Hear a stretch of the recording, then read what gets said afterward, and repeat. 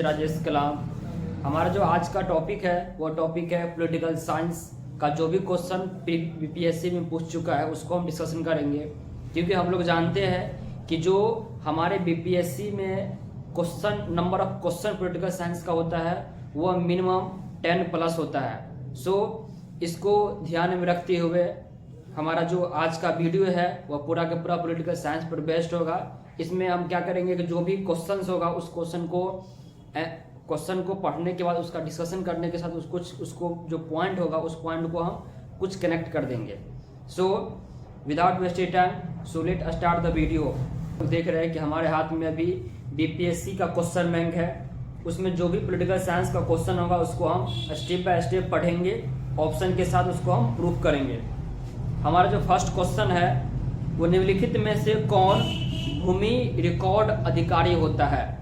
Option आपके सामने है। फर्स्ट ऑप्शन है पटवारी, सेकंड ऑप्शन है लंबदार, थर्ड ऑप्शन हो गया जमींदार और फोर्थ ऑप्शन है जेलदार। इसका जो आंसर आ जाएगा वो आ जाएगा पटवारी। पटवारी इसको बोला जाता है लेखापाल। लेखापाल जो होता है वो हमारे भूमि रिकॉर्ड का एक अधिकारी होता है, जो कि उसको बोलते हैं लेखापाल या उसको बोलते हैं पटवारी। तो हमारा आंसर आ जाएगा ए। नेक्स्ट क्वेश्चन है निम्नलिखित विशेषताओं में से केंद्रीय शासन व्यवस्था के लिए कौन सी सही नहीं है। तो फर्स्ट ऑप्शन आपके सामने में है त्वरित निर्णय, सेकंड लचीलापन, फोर्थ ऑप्शन है बड़े देशों के लिए आदर्श और फोर्थ ऑप्शन है कानून की एकरूपता। तो हमारा जो आंसर होगा इसका वो बड़े देशों के लिए आदर्श ऐसा कोई कंपलसरी नहीं है जैसा किसी भी सेंट्रल एडमिनिस्ट्रेशन करने के लिए, क्योंकि कोई भी स्टेट या कोई भी राज्य या कोई भी जो देश होता है वह कब कंडीशन होगा, इस कंडीशन में ऐसा कुछ नहीं है कि वह आदर्श रहना ही चाहिए। एक कुछ कंडीशन है, उस कंडीशन को फॉलो करना पड़ता है। इसका आंसर क्या आ जाएगा बड़े देशों के लिए आदर्श, यह कंपलसरी नहीं है। हमारा जो नेक्स्ट क्वेश्चन है वो आम आदमी पार्टी कैसा पार्टी है। एक्चुअली अगर देखा जाए तो हमारे इंडिया में मल्टी पार्टी सिस्टम है, बहुराष्ट्रीय, ये बहु पार्टी सिस्टम होता है, मल्टी पार्टी सिस्टम है। उसमें एक बार में जैसे एक होता है सेंट्रल राज्य का सूची, एक राज्य वाला होता है, राज्य हो जाएगा, एक हो जाएगा आपको सेंट्रल, एक हो जाएगा आपको क्षेत्रीय पार्टी। तो यहाँ पूछ रहा है आपको कि आम आदमी पार्टी जो है वह किस प्रकार की पार्टी है। ऑप्शन आपके सामने फर्स्ट राज्य पार्टी, सेकंड राष्ट्रीय पार्टी, फोर्थ क्षेत्रीय पार्टी और जो फोर्थ होगा आपको पंजीकृत पार्टी। तो इसका जो आंसर आएगा वो आएगा आम आदमी जो पार्टी उसको बोलते हैं आप।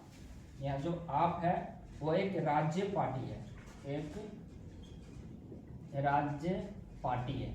जैसे दिल्ली में जो सरकार है वो आपकी सरकार है, पंजाब में आपकी सरकार है, तो वहां पर हम राज्य पार्टी आप है। नेक्स्ट क्वेश्चन, निम्नलिखित संवैधानिक उपचारों में से किसे पोस्टमार्टम जो होता है उस भी कहा जाता है। सबसे पहले हम जानते हैं कि हमारे संविधान में एक अनुच्छेद है आर्टिकल 32, ये बहुत इंपॉर्टेंट है। इसको बोलते हैं संवैधानिक उपचारों का अधिकार। डॉक्टर BR अम्बेडकर ने इसे भारतीय संविधान की आत्मा कहा है। अनुच्छेद 32, क्योंकि अनुच्छेद 32 अगर नहीं होगा तो हमारे संविधान का कोई मतलब नहीं होगा, क्योंकि हमारे बॉडी में जब तक हमारे बॉडी में सोल है तब तक हम जिंदा है। सोल खत्म बॉडी खत्म, बॉडी में प्राण खत्म। इस तरह से अनुच्छेद 32 अगर हमारे संविधान में है तो संविधान बचा हुआ है। अनुच्छेद 32 खत्म तो 32 में क्या है संवैधानिक उपचारों का अधिकार। इसमें 5 प्रकार की रीट दिया गया है, 5 प्रकार की रीट। उसमें से एक है अधिकार परीक्षा। इसको बोलते हैं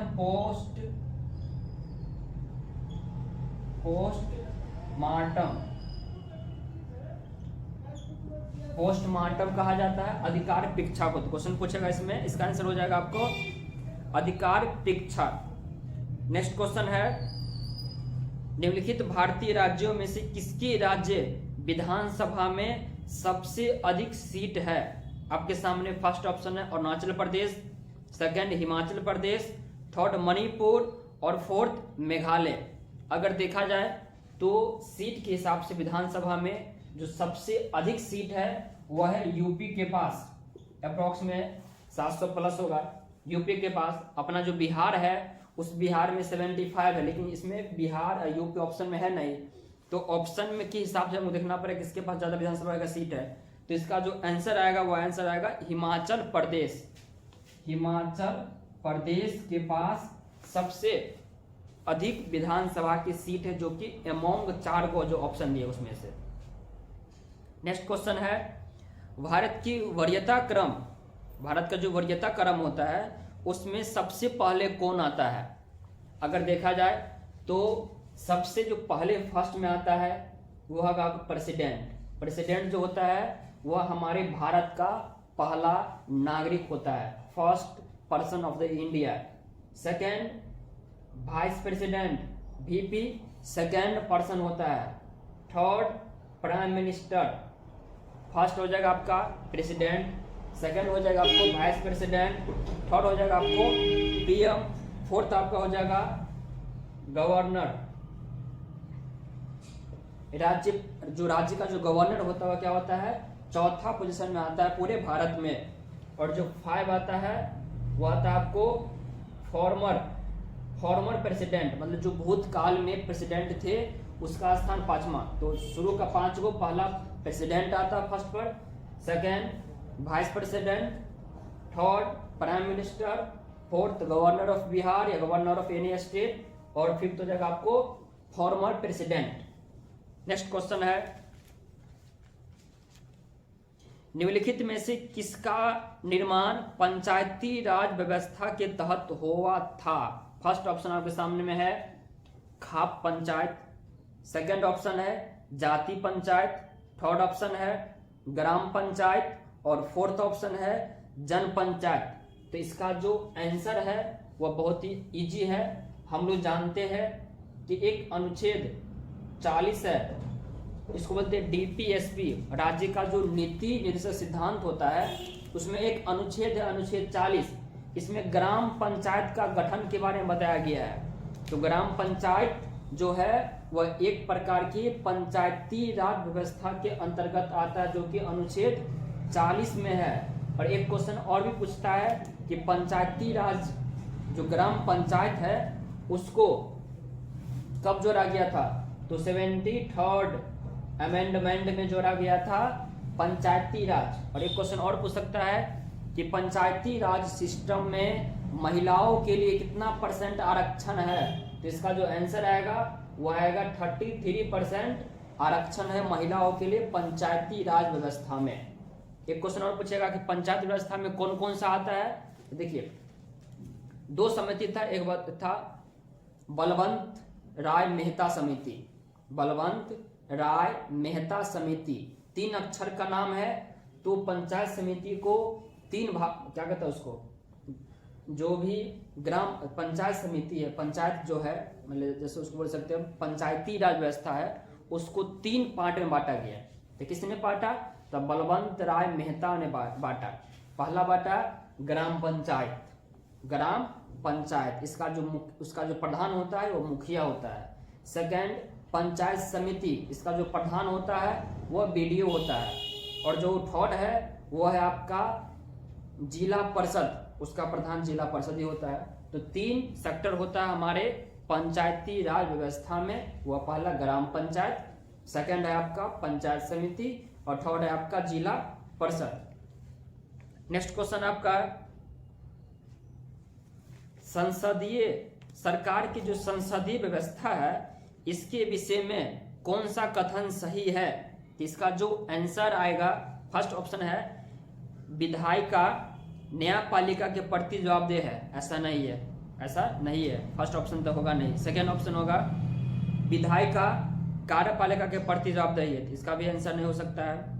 विधायिका एवं कार्यपालिका दोनों स्वतंत्र है, दोनों स्वतंत्र कैसे हो सकता है, पूरा पॉलिटिकल सिस्टम खत्म हो जाएगा।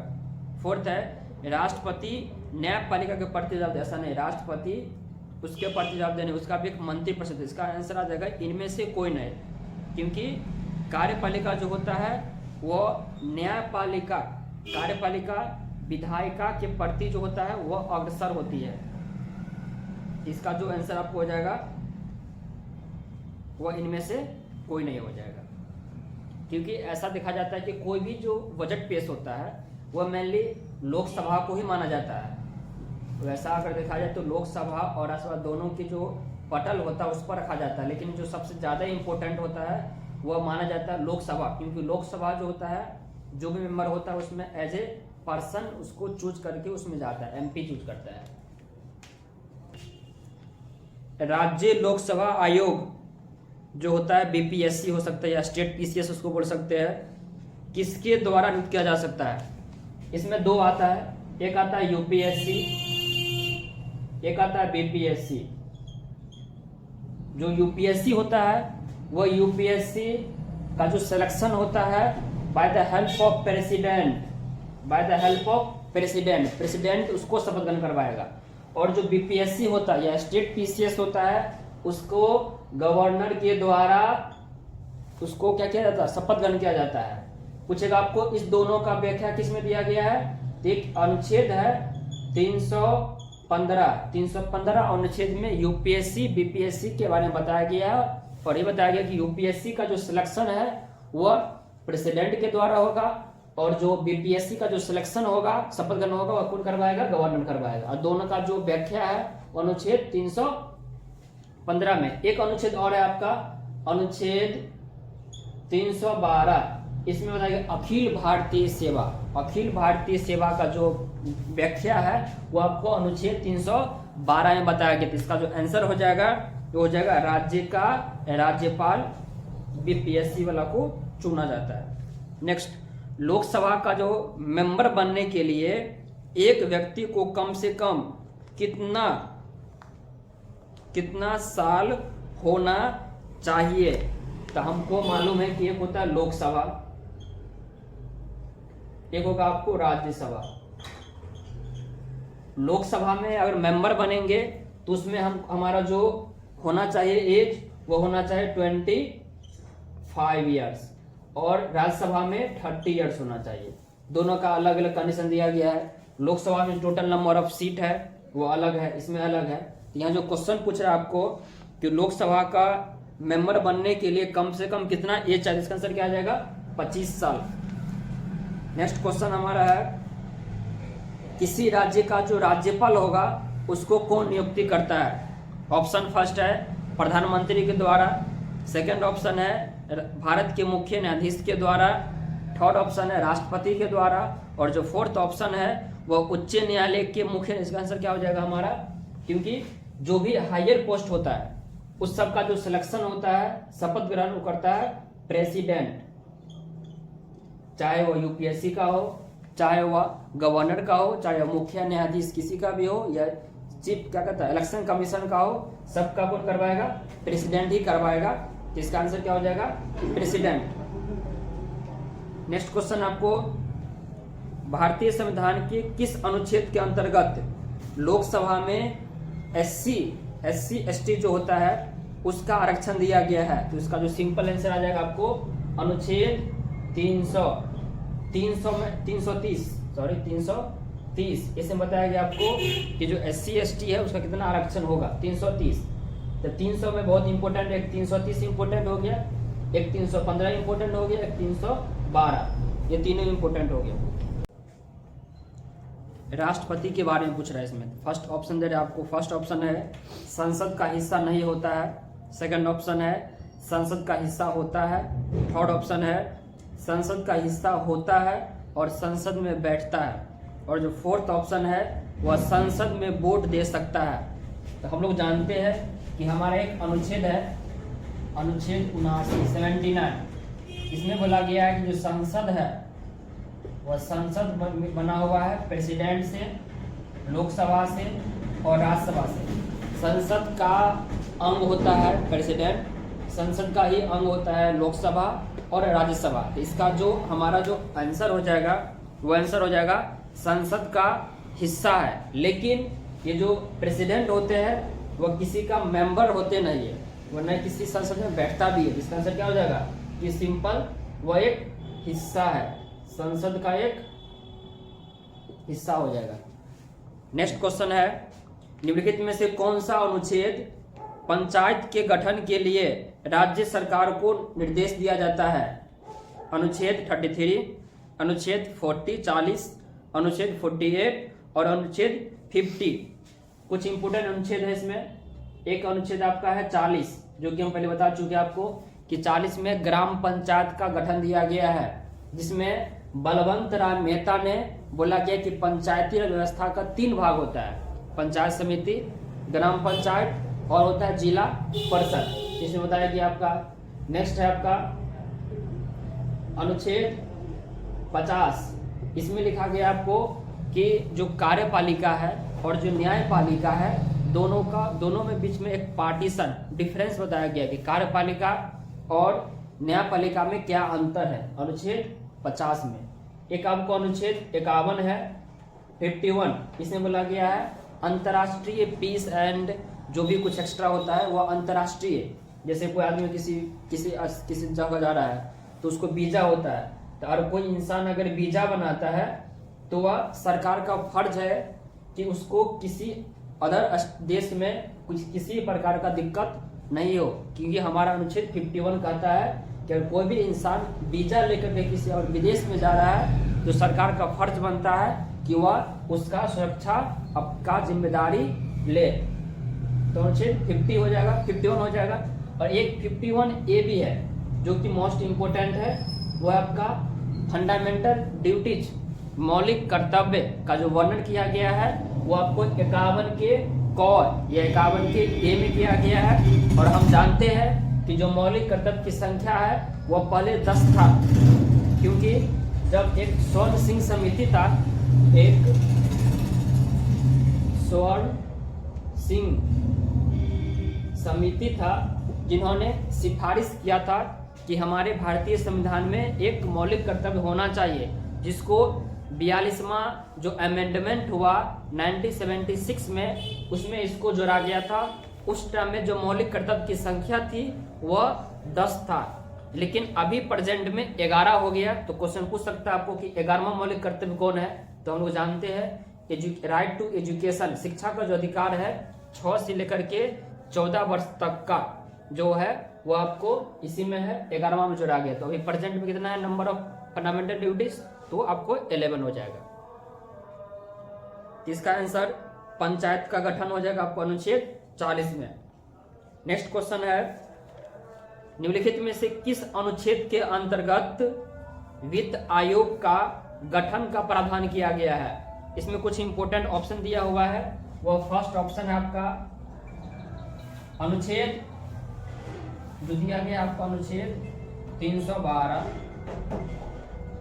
अनुच्छेद 280